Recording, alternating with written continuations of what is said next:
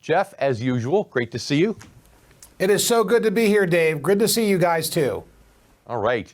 And of course, we have one of your and my special guests today, and that's Marc Faber, economist and editor and publisher of the Gloom, Boom, and Doom newsletter, which is available on gloomboomdoom.com. Marc, great to have you back here with us on the show. Well, thank you very much for having me on your show. And good day to all your viewers and to you. Thank you. Very kind of you to say so, Marc. So we have gone through the gloom, boom, and doom, though, that's for sure. I think the Fed is having a temper or a taper tantrum, let's say, and they've really getting ready to give the stock market a knuckle sandwich. Everyone's anticipating a March 15th rate increase of 50 basis points because the Fed has gotten way behind the curve on inflation. Give us your take. Well, my take is that, yes, there is the talk about tightening, but look, they published the CPI index for January, and it was over 7%. And people in the know, they will all tell you that the cost of living increases in the US are between approximately 7 to 15%, depending on the household and depending on where you live. And now the Fed is talking about increasing interest rates this year, say 4 times or 5 times, and the maximum they will do it is to go to, say, 1.5%. So if you have inflation at 7% and the interest rate is 1.5%, I can tell you this is not monetary tightening. It is relative tightening.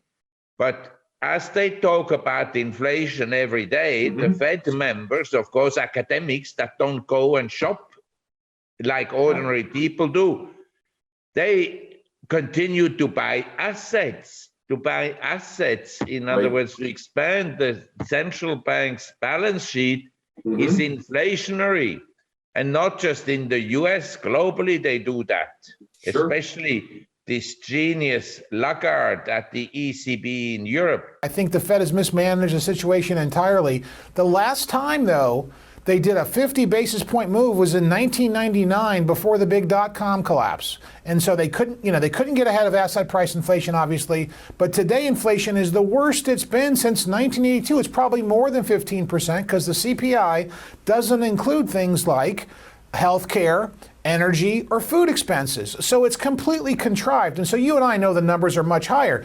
But the real issue today facing retirees and our viewers is what's going on in the markets with all of these mood swings that have been dictated by the Fed's actions. In the last 3 months, they have literally ruined the stock market forward momentum. They've ruined the market party, so to speak. And so we are expecting a 50 basis point move in March from the Fed, which they haven't done since 1999.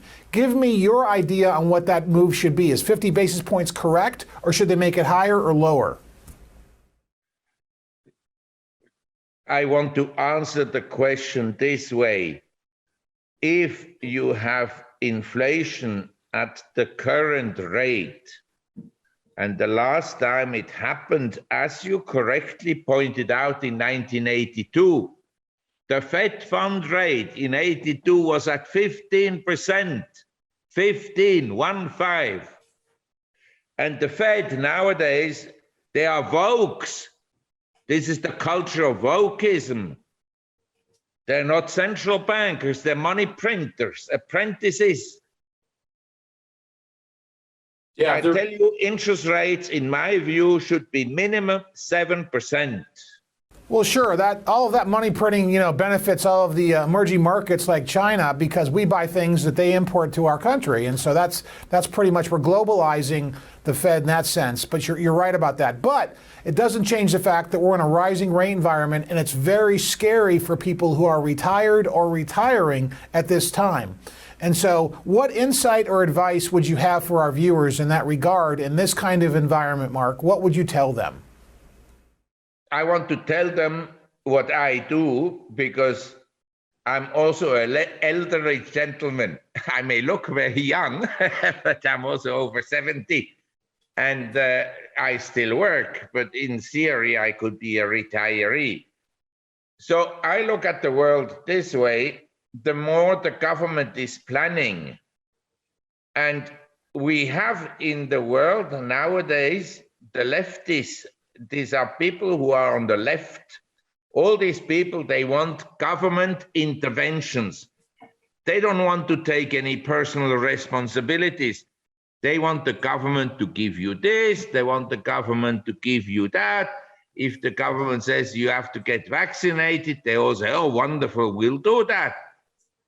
And so we have a system which is very uncapitalistic, where the government manipulates more and more the economy and your personal life, as we know, as it has happened.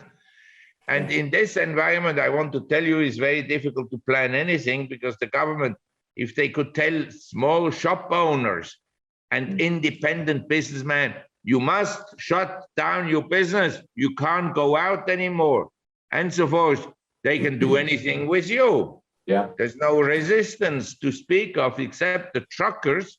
But then the government says, okay, we close the accounts of people that give money to the truckers in Canada, and so forth.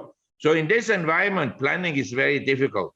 If I were an American, I would go and move in the countryside, in the South, far away from socialists, far away from San Francisco, Los Angeles, California, New York, Chicago. These are all woke cities. They are dangerous. People move out because the criminality has gone up. Who is responsible for the criminality? The defund the police people. We got to leave it there for now. Jeff Small, Marc Faber, thanks so much for having for you guys being here with us today. Thank you. There you have it, Dave. Mark, thank you. Well, thank you very much.